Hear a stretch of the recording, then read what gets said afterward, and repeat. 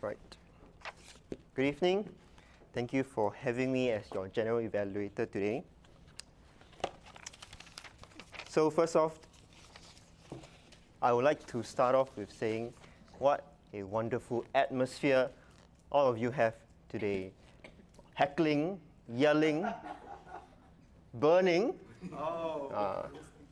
This is some things that we don't find at corporate clubs, CC clubs, and maybe other school clubs. But this is a very unique atmosphere that you all have here, and you need to appreciate it very, very much. Because when you go outside, you don't see this kind of things happening. Maybe a bit of heckling, maybe a bit of laughing, but not as loud. I wouldn't say rowdy, but it is energetic, definitely energetic. So I'll go step by step. First off, I'll start with the program sheet. These are very small things, but of course, some people may be picky, but let me be nitpicky here since this is my first general evaluation. So if you can see your program sheet, at the top, underneath SIM Student Toastmasters Club, it says Division B, District 80, Area 3. Small thing, I think you should put District 80, then Division B, then Area 3. Or maybe even better, Area B3. Small thing. Next, go down to the prepared speeches. I'm sorry, Jackie. You made a mistake. I have to point it out. No. But we all make mistakes. That's how we learn. That's right. So we move on to the Toastmaster of the Day. I would like to commend you on some things. Introductions, very good. Sorry, I have some notes here. You said in your introductions, you explain meeting roles to our audience here. And the best thing that I find very commendable, something I would like to emulate myself, is not leaving an empty sound in the room. Not leaving silence. You try to fill in all the silence with talking, some jokes maybe, and interacting with the audience. That's something, me myself as a Toastmaster of the Day, when I'm doing it, I find it very difficult to do it myself. So we should all learn from him. And also, it's very good because you come here in a student club, you teach all of us here today some tips and tricks on how to be a better Toastmaster of the Day. Of course, practice makes perfect. Wrong. Practice makes better. So with the tips, thank you for laughing. With the tips he gave us today, we can all be better ourselves. Right. Next up, it's table topics. Table topics, Yen-T. Where's Yen-T? Thank you for giving me ideas for my next table topics master. I like this throwing around the plushie and passing around the water bottle. It's a very creative idea. But one suggestion I would like to give you is that instead of putting out your slides, your topics on the slides, maybe you can write them down on a piece of paper and tear them out. It'll be faster. So you can just choose. You don't have to care which one has been chosen, which one has been not. So I also want to evaluate some of our table topics participants. First off, let us give a round of applause to Bryce. Is not here. Is Bryce here? Bryce is not here. It's okay. And a round of applause anyway.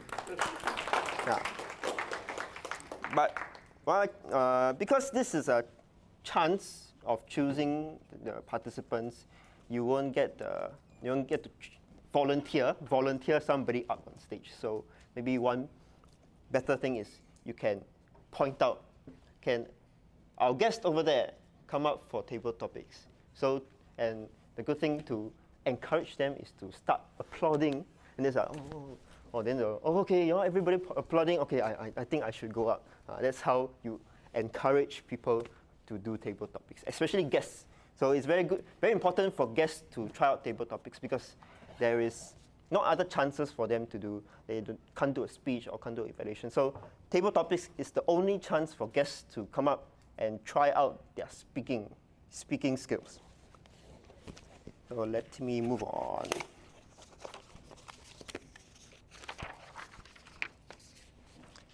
Today, timer. Suba, you didn't set out the timing for table topics, and after that, you did set out the timing for evaluation and speeches. Did somebody tell you to do that in between? For table topics, you didn't set out the timings, right? Because we already were running out of time. Okay. Oh my. Okay, you should set out the timing, because the reason why we set out timings is because you want them to improve.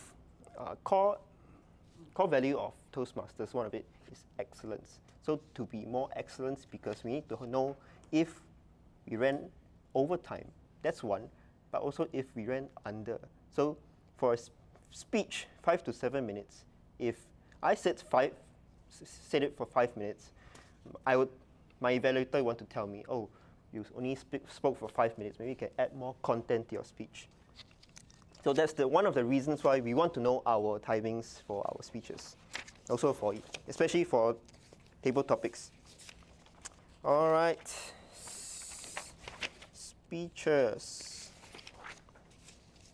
In speeches, you've already had your evaluation, so I don't want to comment too much, except for some things. You don't have a lectern here, so it's not possible for you to put notes over here and then just look down occasionally. But I like how creative Eun Hao and Ridwan had their laptops over here, right? So yours, you kept looking at it. That's okay. It's like having a notes at a lectern. But maybe you can learn from Ridwan. He had his scrolling script. Yeah. And maybe even better, you can be like Selvia. Selvia, where are you? Selvia had no notes, everything in the head. But this is a level 2 project, so I wouldn't recommend memorizing everything. Maybe just have a piece of paper with some key points. So also, won't recommend having a whole script like this. This is my contest speech.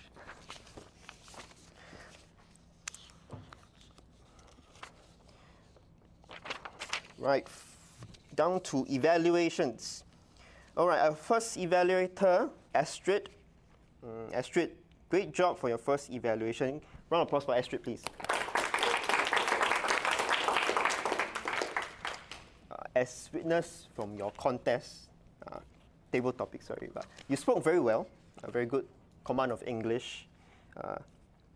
You have great points, storyline, very relatable topic, and adding hooks to your story. So this, like adding hooks to your story, this is not something new Toastmaster would point out. Toastmasters, when I first started out evaluation, I'll point out normal things. Do your gestures, use your stage properly, add some vocal variety, it's kind of normal things you hear every day. But she pointed out having hooks, and also special things like be more expressive. Because you know your evaluatee well, or you know each other, so you knew beforehand that he was expressive. It's good that you pointed out to him to be more expressive like his usual self. Esther,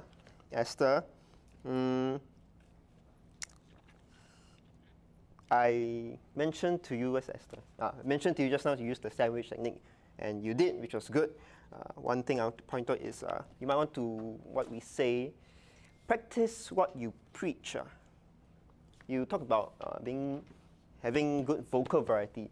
So I like that you use and you give an example to vocal variety, but best is you practice what you preach. So practice what you preach means you do out what you're talking about. So you want them to be louder, or you want them to be softer. So you demonstrate what you want them to do to be better. Jie Yong, right. Very good points. Having a title. Having a title is not something beginning evaluator will point out like I did. I only learned about this title point. Contest speeches always have very catchy titles, like 2018 World Public Speaking Champion. Her title was Still Standing. So throughout her speeches, she littered over Still Standing. So if you have a catchy title, it will pull everybody in to your speech because they don't know what your title means, so they want to listen more, which he pointed out, which was very, very good.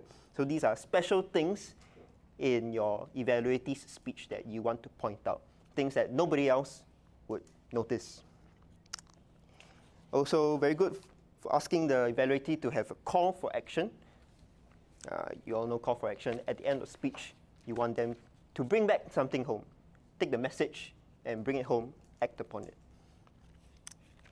And Benjamin, already experienced evaluator. Oh no, I'm so sorry. Title was mentioned by Benjamin. Call for action was mentioned by Benjamin. I'm so sorry. Benjamin, see, experienced Toastmasters will point out something nobody else would have noticed. Sorry, okay. Jie Yong, sorry. You had a very good point out the humor, and you asked, you said that your evaluatee concluded with tips on, I forgot what the tips are, but it's your enhanced effective point was that he concluded with tips, and you suggested to add stories, and you said one tip about humorous speeches. I find it a little curious that you would ask him to make it a humorous speech, seeing how it was already humorous. What I would suggest is that you can ask him to, instead of asking him to make it a humorous speech, you can ask him to add sources to his speech, because seeing is like how an informative speech, maybe you can ask him to add sources to make it more credible, yes. Thank you.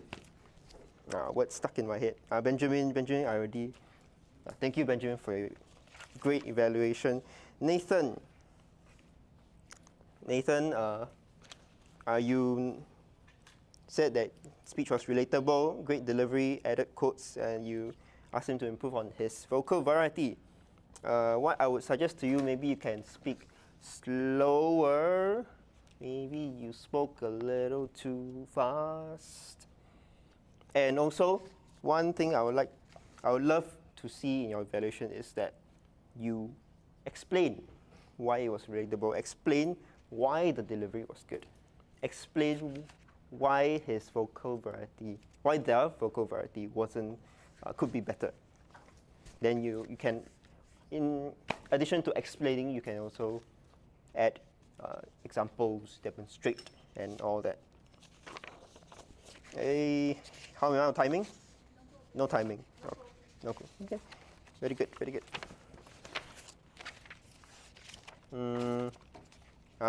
Okay.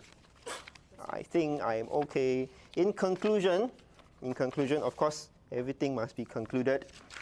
In conclusion, great job for all the evaluators, great job for speeches, wonderful speeches, especially for a student club like this. Keep up the energy, keep up the heckling, keep up the burning, keep up the laughs, keep up the energy, especially you have to wait 4 months. So keep everything up. Thank you very much.